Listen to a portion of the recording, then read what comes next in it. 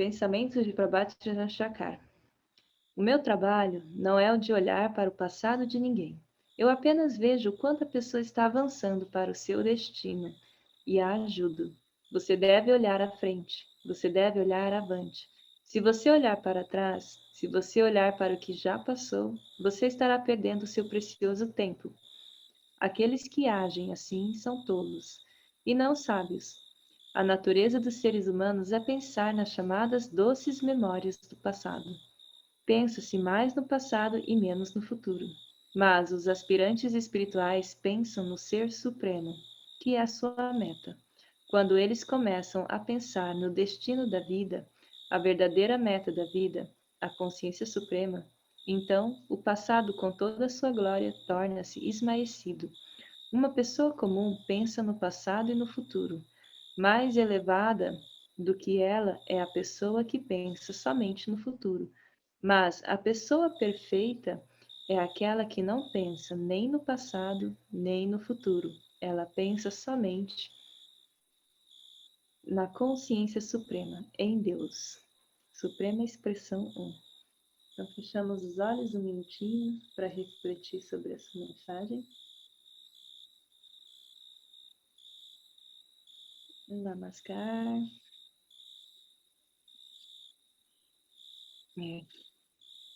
Boa noite. Isso acontece muito, né, gente? Da nossa mente ficar apegada aos fatos que já aconteceram, ou às vezes a gente cair em padrões de, de autoculpa, de auto-julgamentos por coisas que às vezes foram inevitáveis, né, devido à nossa inexperiência de algumas coisas. Então, o Shri Shri Anandamurti, ele é um mensageiro de como que a consciência suprema funciona. E ele diz assim, né, nessa mensagem muito bem, que a consciência suprema, Deus, não está preocupado com o que você já fez. Ela está preocupada com o que você faz agora, né, no agora, aqui na presença. E se a gente for olhar, todos os mestres espirituais, eles falam, né, da importância do momento presente, de você viver no aqui e agora, porque é onde a verdadeira vida acontece no aqui e agora, né?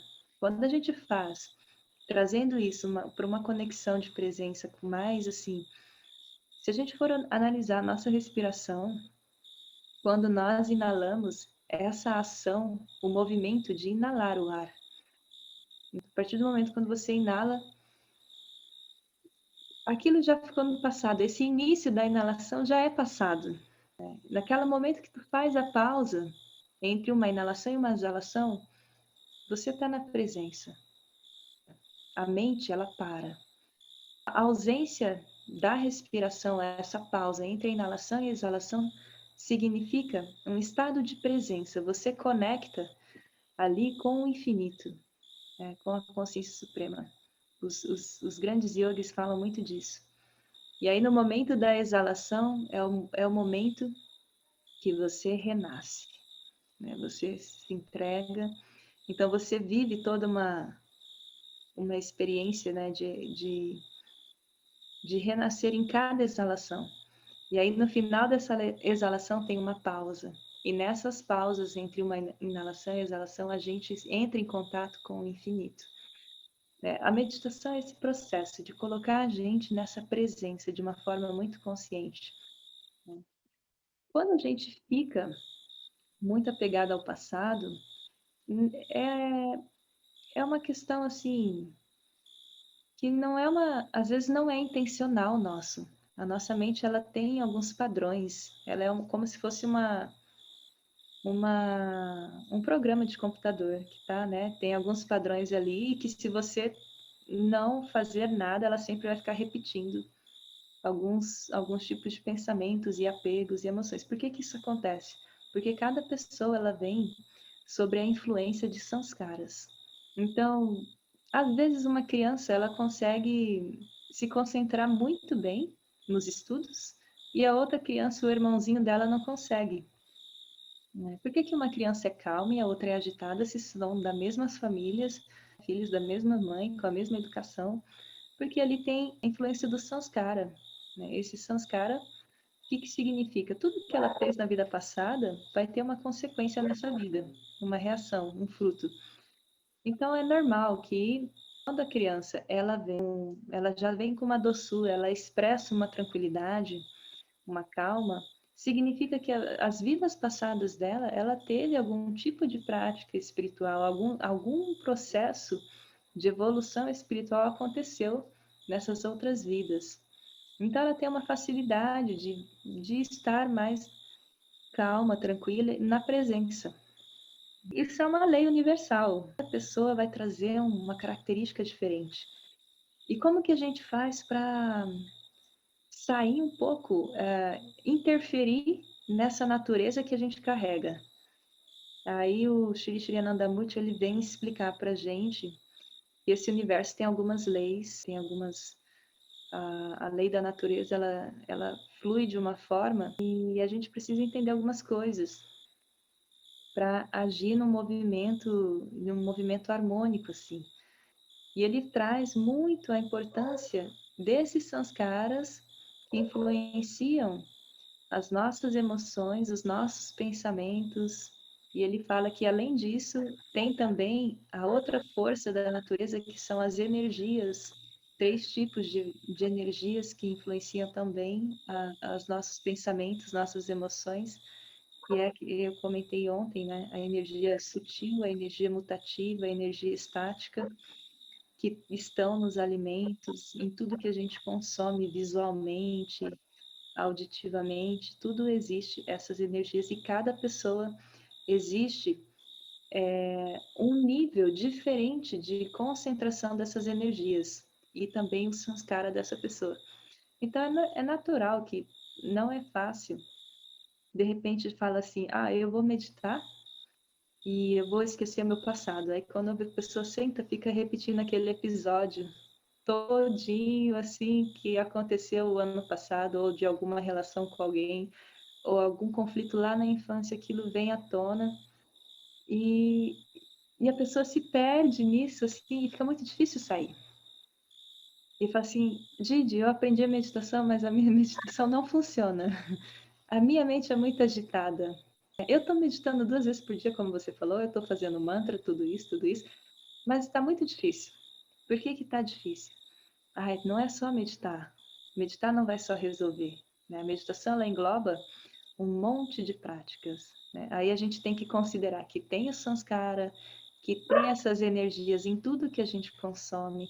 Aí a gente tem que conhecer as técnicas que o Shri Shri Anandamurti ensinou para a gente sair da influência dessas leis naturais. Que esse é o grande desafio da jornada espiritual. E essas técnicas envolvem práticas de posturas de yoga, né, que ele ensinou a biopsicologia. Dentro desse conhecimento da biopsicologia, ele explicou que, que nós, em cada centro energético, carrega ali umas tendências mentais, uns instintos naturais, e que se a gente não fizer nada para equilibrar isso, a gente está 24 horas sofrendo a influência energética estática, né? Tem uma força da natureza estática que está 24 horas influenciando a gente e colocando à tona todas essas nossas emoções que nós temos com relação a apegos, tendências negativas da mente, padrões de pensamento e tudo mais. Então, para a gente limpar essa mente disso tudo, existe um livrinho que tem todos os segredos ali contido. O que você pode colocar em prática para conseguir manter o seu nível energético elevado, para manter a sua mente em equilíbrio, focada, e você viver na presença e você cultivar, através dessa presença, uma conexão espiritual com tudo, né? Sri Shri Anandamurti ele resumiu assim, os 16 pontos para a autorrealização de um yogi. Tudo que você quer saber do Tantra Yoga, por mais que você pode ler vários livros do Shri Shri Anandamurti, ele escreveu muitos livros, ensinando a gente, né, todo esse mistério da natureza, como que influencia o ser humano, como que a mente humana funciona, o que nós precisamos fazer para, né, realizar essa consciência suprema. Tudo está resumido nesse pequeno livro. A prática, né? Aquela prática que vai fazer a mudança está ali. Os 16 pontos para a autorrealização do yogi. Então, gente, tem que focar na prática, né? É uma mini Bíblia, com certeza, mas não é só teórico, né? Tem tudo ali, passo a passo. E aí você seguindo aquilo, você vai ficar cada vez mais em sintonia com a natureza do universo. Você vai se sintonizar e vai fluir, e você vai apreciar o momento presente, a tua mente vai, né, se conectando cada vez mais, e você vai percebendo do todo e vendo que tudo é expressão, né, dessa consciência suprema. E você passa a admirar isso nas pequenas coisas, nas pessoas, até nas pessoas problemáticas, você começa a enxergar essa natureza divina, né? E essa meditação que nós fazemos é uma meditação, é um exercício muito profundo de colocar a gente nesse estado de presença, de conexão. Nesse pequeno intervalo da inalação e exalação, naquela pausa, a gente está co-criando que tudo, né? Vou dar o exemplo do mantra universal, que tudo é expressão do amor supremo. Então você vibra isso no universo com a tua mente, você cocria essa realidade, né? E assim a tua mente é atraída, entra em contato com esse estado expandido, né? Então essa prática é muito simples, mas ela é muito transformadora. Por que que você pode, se você pode cocriar isso a cada inalação e exalação, por que que a gente vai perder toda a nossa energia, força psíquica apegado a questões do passado ou pensamentos negativos? Isso está nas nossas mãos. Apesar da gente, às vezes, ter o conhecimento, tomar uma decisão de mudar, é importante fazer algumas práticas que vão facilitar essa mudança acontecer. Porque só conhecimento não vai funcionar, né? Então a gente tem que mergulhar diariamente, criar uma rotina de meditar regularmente 2 vezes por dia, olhar para a nossa alimentação, ver que tipo de alimento a gente está consumindo diariamente, quais são esses alimentos, quais são os alimentos sutis. Ontem eu falei sobre quais são os alimentos sutis, eu vou estar colocando a gravação. Eu não quero repetir o que eu falei ontem, porque é sem graça repetir, né? A Lina estava lá. Mas é isso. Depois vocês podem olhar nos 16 pontos, pesquisa na internet, no Google, tem o livro, e ali tem também quais são os alimentos que nós precisamos consumir, que são sutis, que vão ajudar a mente a ficar mais leve, mais harmônica. E vai ter tudo ali. Desde quando você acordar, como você toma banho, como você ir no banheiro, como você vai fazer várias coisas, né? Antes da meditação, depois da meditação, como que você vai trabalhar, o que que você tem que pensar durante o momento que tu está trabalhando, o que que você tem que fazer quando você encontra uma pessoa, quando você vai num lugar, sabe? Tem tudo ali, tudo direcionando a nossa mente para se conectar com essa expressão suprema, ver consciência divina em tudo. Então a gente consegue sim, a gente tem ferramenta para ter uma vida espiritual, mesmo estando no caos, no meio da sociedade materialista. Tudo que precisa fazer é você ter essa visão, essa força de vontade e determinação e foco, né? Aí você cocria que você é a expressão do amor infinito e a tua vida se transforma assim. A cada inalação e exalação você está conectado, expandido, né? Esse é o desafio da jornada espiritual. A gente entender a nossa natureza e como sutilizar ela, né? Como direcionar os nossos pensamentos. Então observem como vocês funcionam. E vão identificando onde que estão os nossos pequenos apegos, os nossos pequenos padrões, os nossos pequenos hábitos alimentares. O que que eu gosto de comer, que eu como todo dia e que eu sei que não me faz bem. E aí tu vai diminuindo.